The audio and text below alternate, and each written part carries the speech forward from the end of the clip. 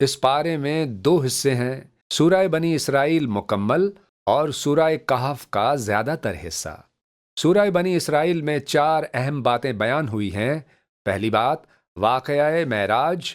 نبی کریم صلی اللہ علیہ وآلہ وسلم کو اللہ تعالیٰ نے جاگتی حالت میں جسمانی طور پر رات کے وقت مسجد حرام سے مسجد اقصی اور پھر آسمانوں کی سیر کرائی۔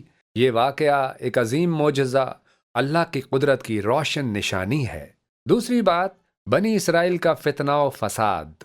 بنی اسرائیل کو پہلے ہی خبردار کر دیا گیا تھا کہ وہ 2 مرتبہ زمین میں فساد برپا کریں گے۔ پہلی بار انہوں نے اللہ کے نبیوں کو ستایا تو ان پر سخت عذاب نازل ہوا۔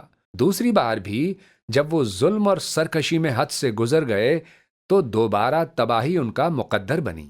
اس سے یہ سبق ملتا ہے کہ قوموں کا عروج اور زوال ان کے اپنے اعمال کا نتیجہ ہوتا ہے۔ تیسری بات، اسلامی آداب و اخلاق۔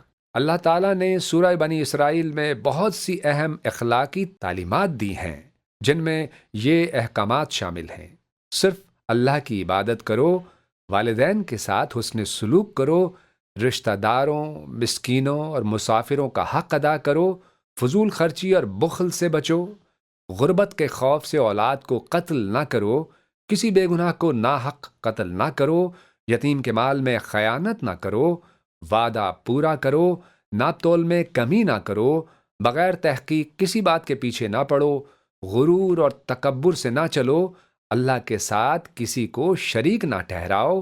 یہ تمام ہدایات ایک بہترین اسلامی معاشرے کی بنیاد ہیں۔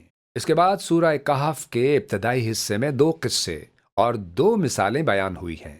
پہلا قصہ اصحاب کہف۔ یہ چند ایمان والے نوجوان تھے جنہیں ایک ظالم بادشاہ شرک پر مجبور کرتا تھا۔ انہوں نے ایمان کی حفاظت کی خاطر اپنا گھر بار چھوڑا اور ایک غار میں پناہ لی۔ اللہ تعالیٰ نے انہیں وہاں 309 سال تک گہری نیند میں سلا دیا۔ جب وہ بیدار ہوئے تو دنیا بدل چکی تھی اور اب وہاں اہل ایمان کی حکومت قائم ہو چکی تھی۔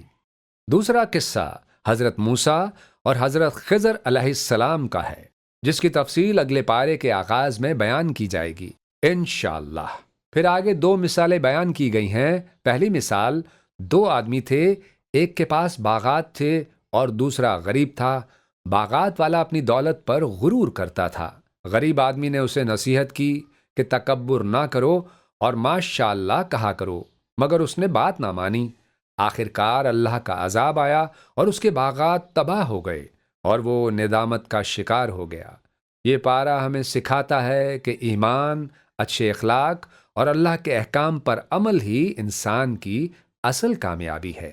اے اللہ، ہمیں صحیح ایمان، اچھے اخلاق اور اپنے احکام پر عمل کرنے کی توفیق عطا فرما اور دنیا و آخرت میں کامیابی نصیب فرما۔